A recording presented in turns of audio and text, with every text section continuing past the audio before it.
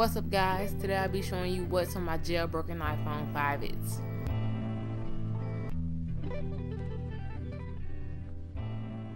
Sure, you see myself and countless other YouTubers reviewing and showing off tweaks and themes day in and day out, whether they're new or old.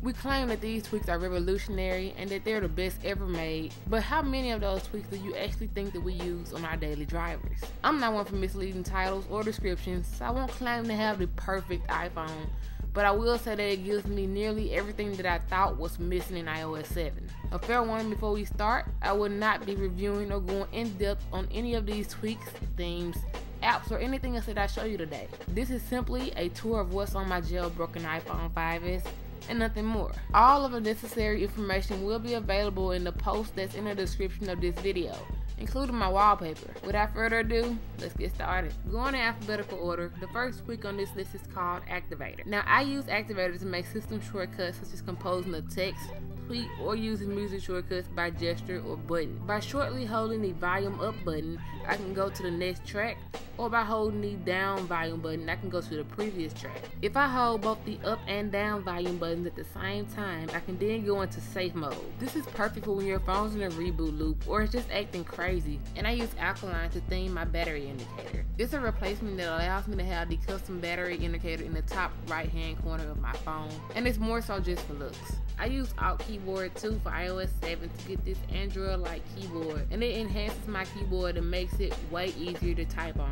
And with this keyboard installed, I have access to a few shortcuts that I wouldn't usually have with the regular iOS 7 keyboard. I use Barrel to get these cool animations that you see on my springboard. Right now I'm using the curl and roll away animation, and it's very cool. I don't find that it slows my device down any, it just makes it look better and it catches the eyes of my friends when they're watching me use my phone. I use Better NC7 to remove the parts of the notification center that I hate. As you can see, I did remove a few separators as well as the Yahoo weather indicator at the bottom and a few more things that was handled by a few other tweaks, so I'll show you that a little bit later. BioProtect is my weapon of choice when it comes to protecting my device. It allows me to lock every application, every folder, every icon, and anything else that you can possibly think of. When I power down my device, it requires me to put my fingerprint there, so that's another perk to this tweak. And Blower is my weapon of choice for a keyboard. I just feel like it's a lot lighter than color keyboard, and it's plain and to the point. It allows me to have this dark keyboard that you see right now instead of the standard iOS 7 keyboard that's just way too bright. I use Blurred Music app to blur the background of my music application. You actually use the album art from the song that you're currently listening to blur the background of your music app. So more or less, your taste in music determines what your app looks like. I use ByteFont 2 to theme the font that's on my device.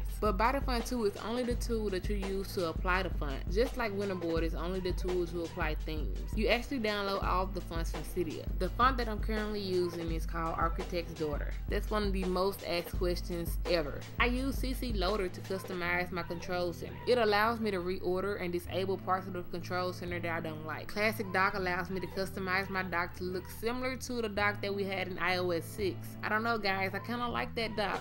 I'm not really feeling what's going on right now. Poria is my tool of choice when it comes to customizing my Messages app. Actually, it doesn't even customize the Messages app. It just gives you a quick reply option that's really needed in iOS. I don't really feel that I need everything that's going on in ByteSmith, so I kind of stay away. Now I use Custom Cover to customize the look of my media on my lock screen. It's more so for the music app or any alternative that you have for the music app. As you see here, I'm using Dana Audio and it works just fine with this tweak. The same could be said about Spotify and anything else like that. And f.lux makes reading and browsing the web at night a lot more enjoyable. It warms or tends to display based on the time of day automatically. I use f.lux Flipswitch, say that 3 times fast, as a toggle, and it acts as a shortcut to the tweak f.lux. So by tapping this button right here, it powers on and powers off f.lux whenever I want to. I use SaveBot to allow me to view my favorites on Tweetbot 3. Hopefully Tweetbot 3 gets an update that allows you to view your favorites, but for now, this tweak works fine. I use Forecast to get the weather on my lock screen. As you can see here, it does show you the temperature and the highs and lows, and if you scroll to my left and your right,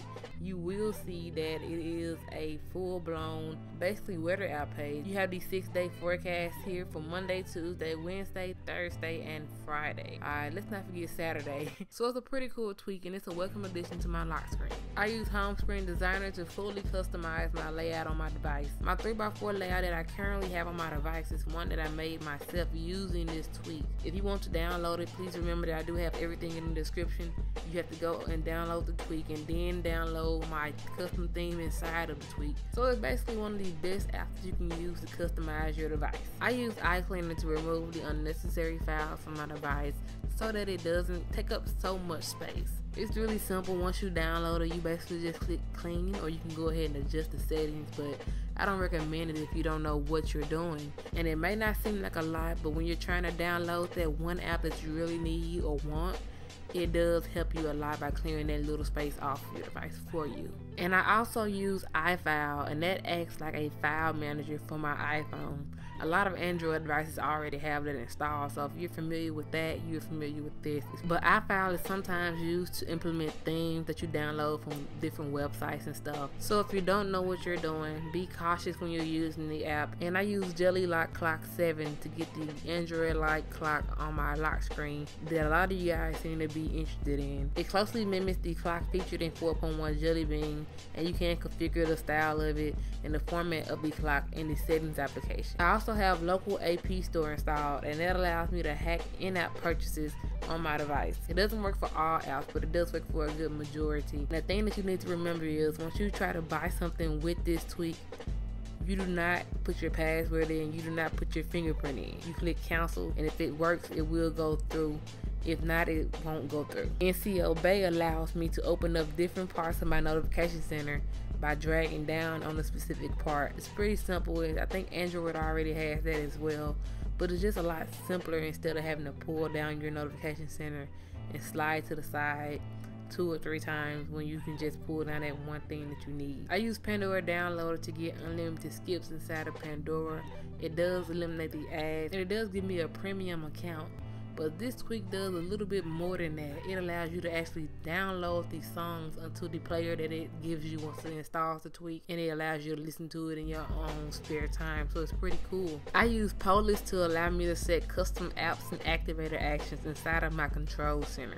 You can customize the quick run settings and the toggle sections of the control center to make it more usable, and honestly it's the best tweak that I've seen implemented to do this so far. I use Reboot Flipswitch to add a reboot toggle to my control center, and that's also configurable inside of f.lux, and of course it just allows you to reboot your device. I use SaveGram, and this is probably one of my more favorite tweaks because it allows me to save Instagram videos and pictures to your camera roll. I use Share Widget for control center to bring back those options that we had in iOS 6 for sharing. With this tweak installed, I can now tweet and send Facebook statuses through my control center. I use Slices to allow me to manage multiple accounts, and I use it for Vine and Instagram mostly, and it's so much more convenient than having to sign out and sign in of all these different accounts every time you want to use them. I also have Snapper installed, and that allows me to pre-crop screenshots before they're taken. And once I snap the screenshot, it stays on my screen until I decide to get rid of it. I can save and close it, save it, whatever I want to do.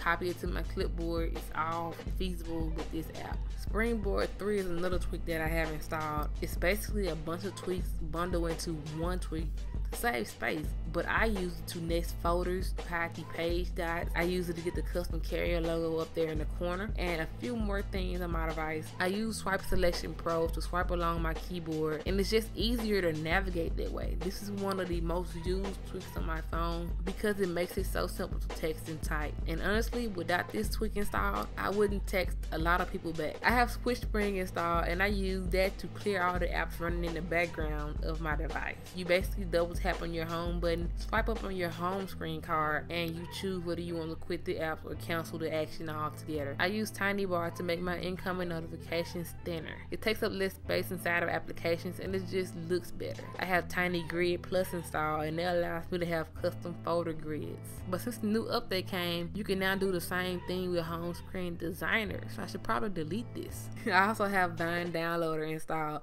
and that simply allows me to download Vine, just like SaveGram allows me to download videos. And finally, I have Winterboard installed, and Winterboard allows me to customize my apps with different themes and different things that I've downloaded from Cydia and other places. So here's the rundown of my theme. My current theme is a combination of a few themes. My icons are themed with the Solstice theme, and it gives it kind of a shimmery look, and it just looks good with the wallpaper that I have. I'm using the Aorist Control Center theme, as well as the Icon Messages iOS 7 theme. I'm using Flat Icon 7 to get these swirl badges that you see here, and I'm using the Solstice Alt Status Bar to get the status bar dots that you see there. So I don't think it's that complicated, but that is what I use to get the layout that I have. So there you have it. Those are all the tweaks that are on my device.